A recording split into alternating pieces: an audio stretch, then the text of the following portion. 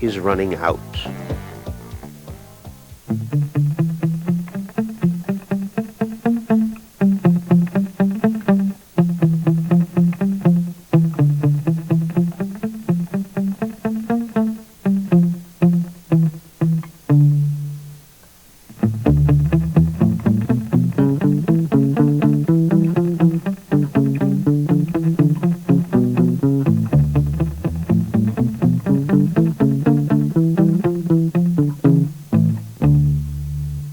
You're older than you've ever been, and now you're even older, and now you're even older, and now you're even older. You're older than you've ever been, and now you're even older, and now you're older still.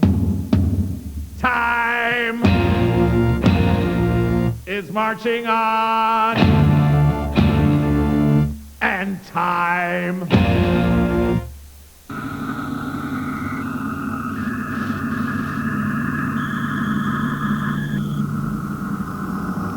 is still marching on. This day will soon be at an end, and now it's even sooner, and now it's even sooner, and now it's even sooner. This day will soon be at an end, and now it's even sooner, and now it's sooner still. So that is why there's such recent interest in faster gadgets. It's a baby boomer thing. And all we're experiencing now is that generation's passing obsession with the idea that, oh my God, we're all gonna die.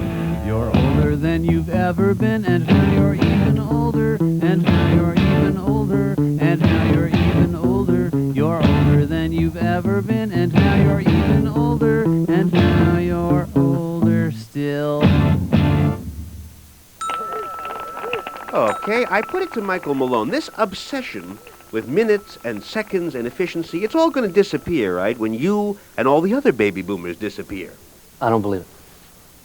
I disagree. I think They might be giants to pay a visit to COG, and as soon as they saw this robot, they wanted to know, all right, so what can it do that we can't?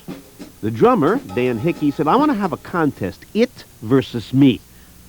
Now, I don't know why this is, but whenever people meet a semi-intelligent machine, instantly there's this competitive tension.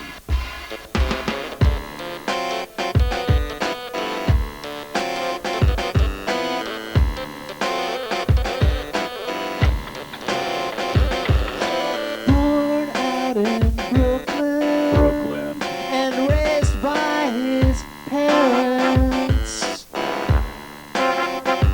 He's a thirsty drummer with a taste for human beings.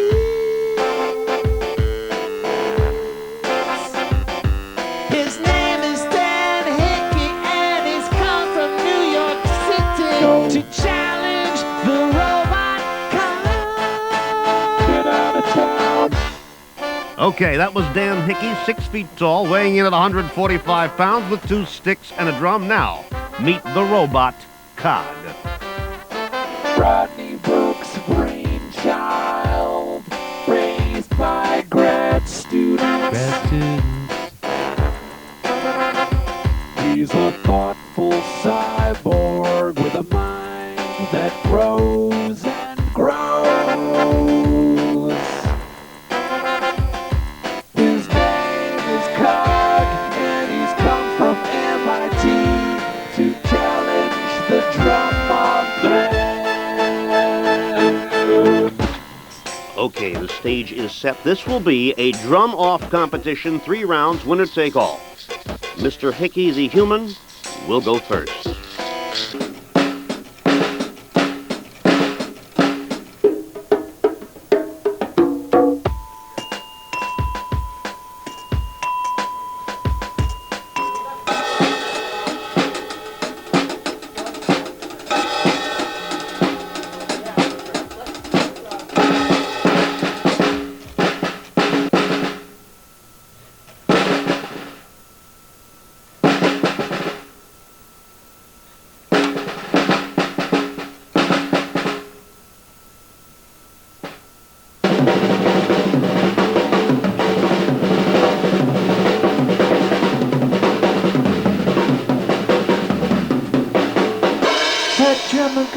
man's amazing. No. He plays with so much emotion. No. Human beats are still cog. Has the future sound. But I love the human feel. And you're getting old. John, whose side are you on? It's over, baby. What do you mean it's over, baby? It is not over. We are at the very beginning of the age of intelligent machines, and Cog, you may have noticed, has the musical ability of a doorknob. So, yeah, maybe it is one of the best robots around, but so far we don't have anything to worry about. However, suppose Cog could listen to a Buddy Rich album or Gene Krupa and learn Krupa's technique on the drums, or maybe develop its own technique. Once our machines can develop on their own, and this is just starting, then we've got a contest. I asked Danny Hillis, is it possible to build a self-improving thinking machine? I think that it may. But when? When will we see a thinking machine? By 2020, a computer will have... Giants, they have been checking out all the other weeds and are ready to tell us who, in their opinion, is king weed.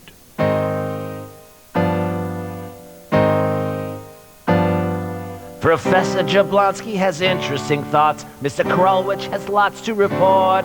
Another extinction's a worrisome thing. With all these species we'll lose.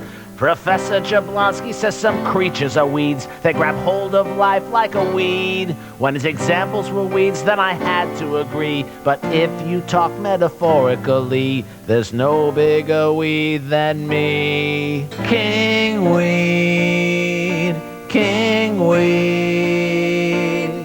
That's what they would call us human beings. King weed, king weed. But no one will be around to disagree with me. King weed. Roaches survived 5 extinctions before. I guess they are good, but I don't know what for. Dandelions can adapt and renew. Seems like they grow best right under my shoe. What about the adaptable and rugged housefly? Their life is so lousy, they're too tired to die. Mice can survive another ice age intact. A mouse can't survive a single night with my cat. Now house cats, they're also right here on the list. Good luck to a cat with no kibbles and bits. Sparrows will survive in the sky they ascend. If you like eating worms, then I guess you'll have friends. Worms, oh yes, worms, he said they'll be around. And they're living like kings in their holes in the ground. Those other weeds are second class compared to us, they say. You say... So you'd say maybe the song's right? I'd say we're. I don't know. I didn't say we're champion weeds. I Yes, you said did. we're very good weeds. Very good's not best. So final word now to the band. There you have it, Mr. Koppel. That is our report. As subjective as it might seem, Professor Jablonski's a very kind man, but don't underestimate the king weed, king weed. King weed or no, you understand why this is important. Weeds survive extinctions. We don't want to be extinct. So I asked Professor Jablonski, forget about king weeds. Are humans weedy enough to survive a mass extinction? The human species is. Country ballad.